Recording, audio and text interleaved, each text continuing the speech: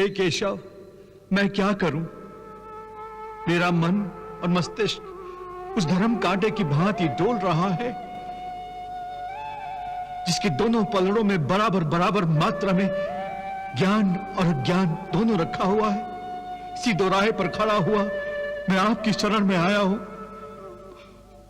मुझे एक गुरु की भांति रास्ता दिखाओ। रास्ता दिखाओ?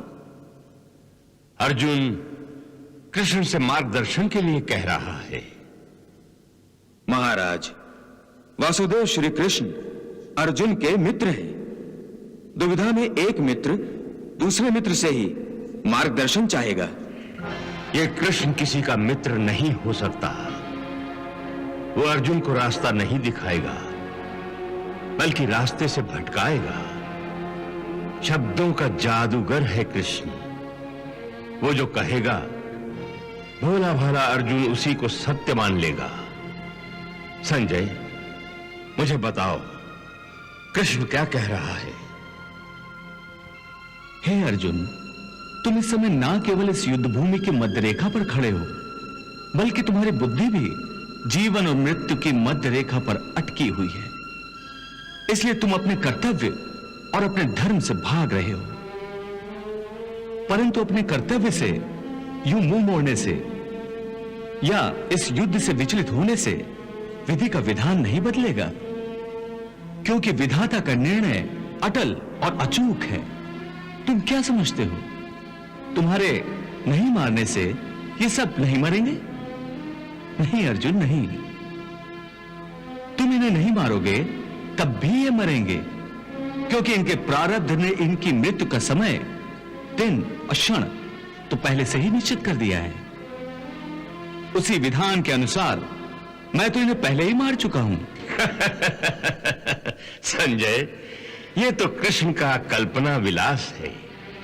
कह रहा है कि मैं तो उन्हें पहले ही मार चुका हूं।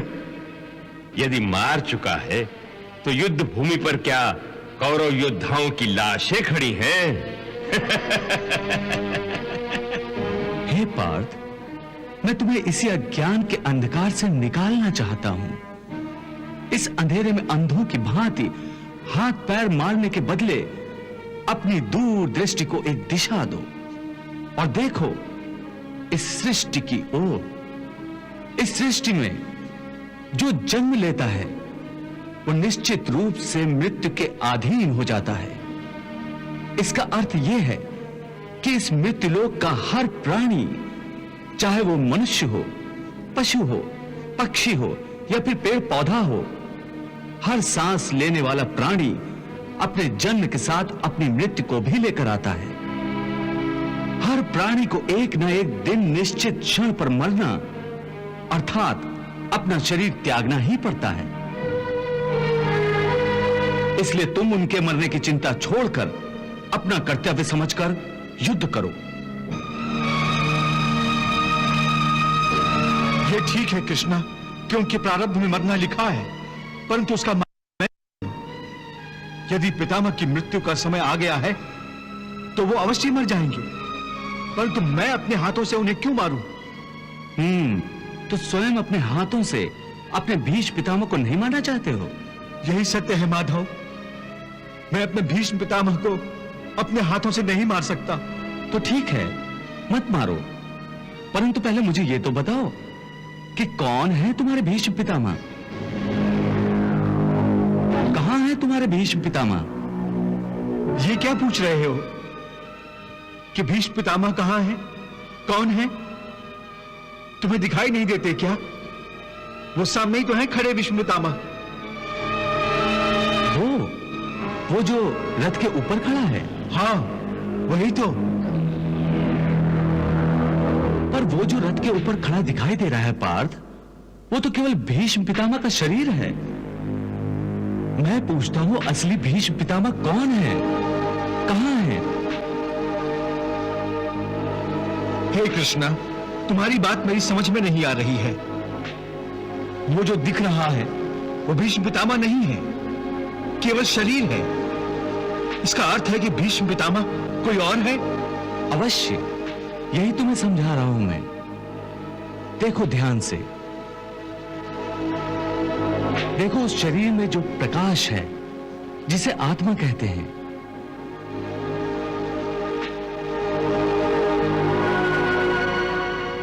मैं तुम्हें दिव्य चक्षु प्रदान करता हूं।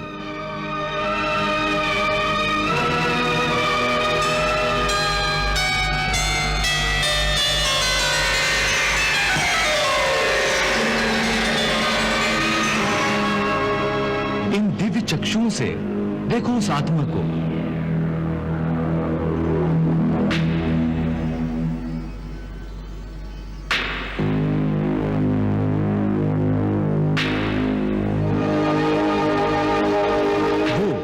जो शरीर के अंदर आत्मा है, जो प्रकाश है, वही है असली भीष्म पितामह। दिखाई दे रही है उनकी आत्मा?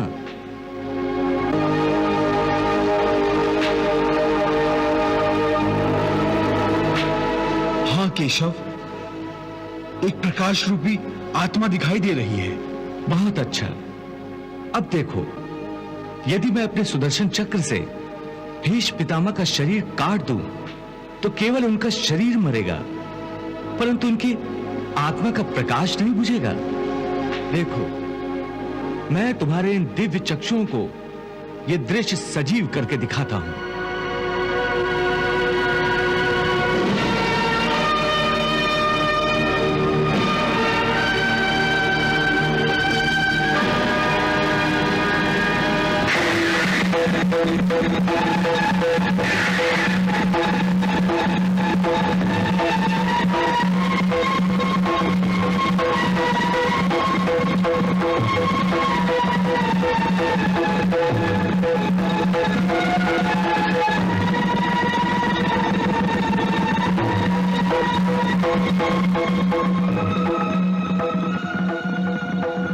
देख लिया अर्जुन, मेरे सुदर्शन से केवल उस शरीर का नाश हुआ है, उसकी आत्मा का दिया अब भी उसी प्रकार चल रहा है।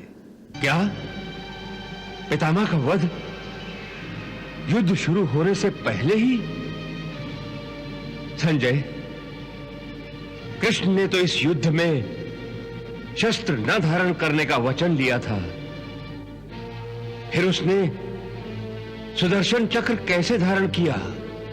यह अधर्म है, यह युद्ध के नियमों के विरुद्ध है। संजय, महाराज, वासुदेव ने सच पितामह का वध नहीं किया है। वो तो केवल उदाहरण देते हुए पितामह के शरीर के टुकड़े करके शरीर के अंदर की आत्मा को अर्जुन को दर्शा रहे हैं। ये तो वासुदेव श्री कृष्ण की लीला है। लीला नहीं संजय, माया कहो माया। ये कृष्ण मायावी है।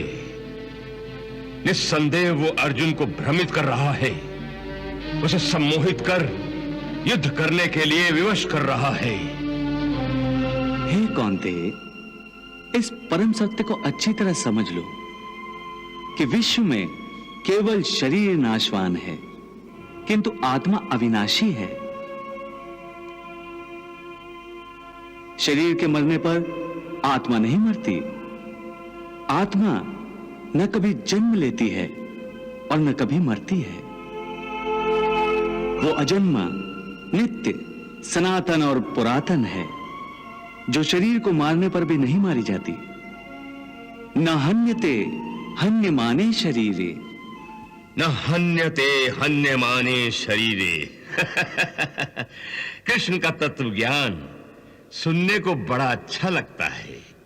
हाँ महाराज, ऐसा लगता है जैसे कानों में अमृत टपक रहा है।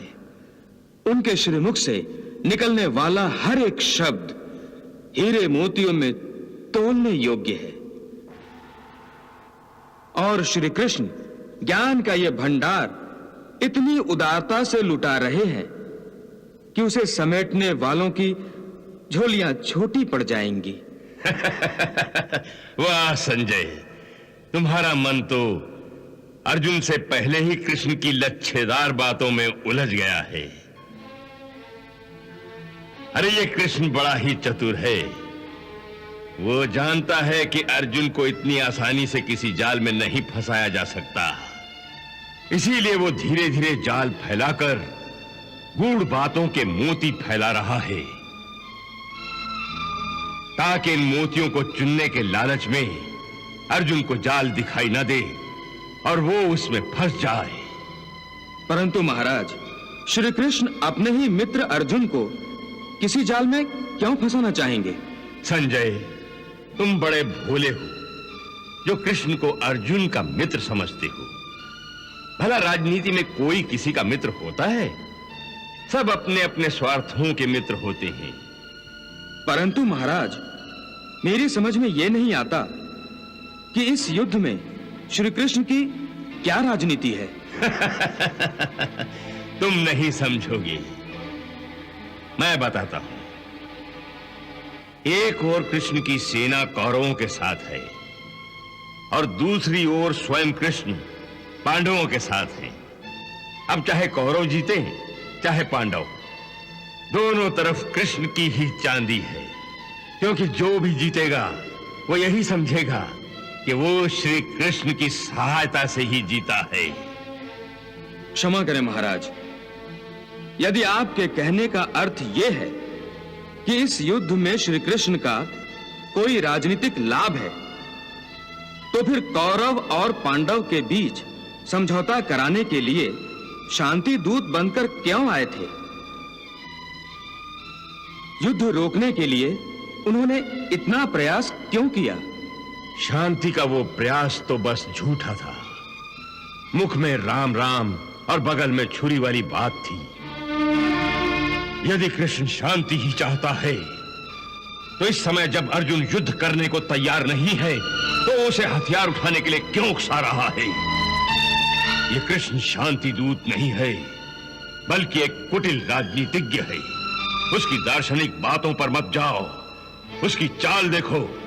वो इस युद्ध में कौरव और पांडव दोनों की शक्तियों का विनाश कराना चाहता है, ताकि इसके बाद वो भरत का एक छत्र सम्राट बन जाए।